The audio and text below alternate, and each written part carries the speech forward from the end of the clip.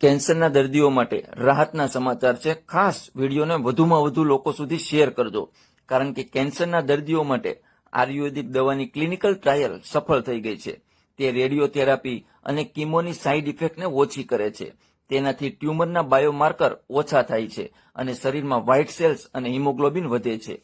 આ દવાથી રોગપ્રતિકારક ક્ષમતા પણ મજબૂત થાય છે. બોડી રિવાઇવલ નામની આ દવાનું clinical trial Indian Council of Medical Research તરફથી નિર્ધારિત એસઓપી અનુસાર કોલકાતાની JB Roy State Ayurvedic Medical College and હોસ્પિટલમાં થયું. કોઓર્ડિનેટર ડોક્ટર તપસકુમાર સુર મુજબ ઓક્ટોબર 2023 થી નવેમ્બર 2024 સુધી બ્રેસ્ટ કેન્સરના દર્દી પર આ ટ્રાયલ કરવામાં આવી.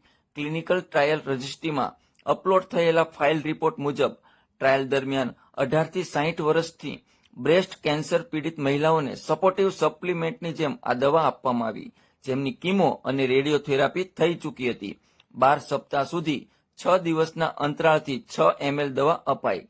મહિલાને દવા આપવામાં આવી તેમની કીમો અને રેડિયોથેરાપી બાદ થનારી ઉલટી, થાક અને ભૂખ ન લાગવા જેવી સાઇડ ઇફેક્ટ્સ બિલકુલ ન થઈ. દવાના ક્લિનિકલ ટ્રાયલ કોઓર્ડિનેટર ડોક્ટર તપસકુમાર સુરે જણાવ્યું કે ઓક્ટોબર 2023 થી નવેમ્બર 2024 સુધી બ્રેસ્ટ કેન્સરની દર્દીઓ પર આયુર્વેદિક દવાનું ટ્રાયલ કરવામાં આવ્યું. આયુર્વેદમાં આવું પહેલીવાર થયું. મતલબ એ છે કે કેન્સરની આ પહેલી આયુર્વેદિક દવા છે.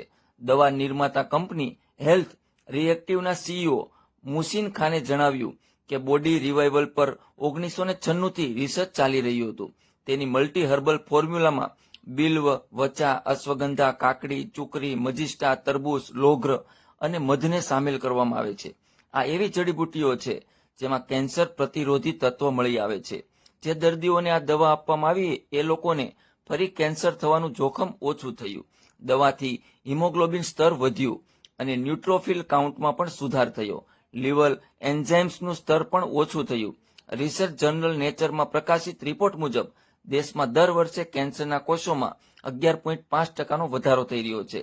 તેના સામે લડવામાં કીમોથેરાપી અને રેડિયોથેરાપી અત્યાર સુધી સૌથી કારગર રહ્યા છે, પરંતુ દર્દીના શરીર પર તેની સાઇડ ઇફેક્ટ સૌથી વધુ થાય છે.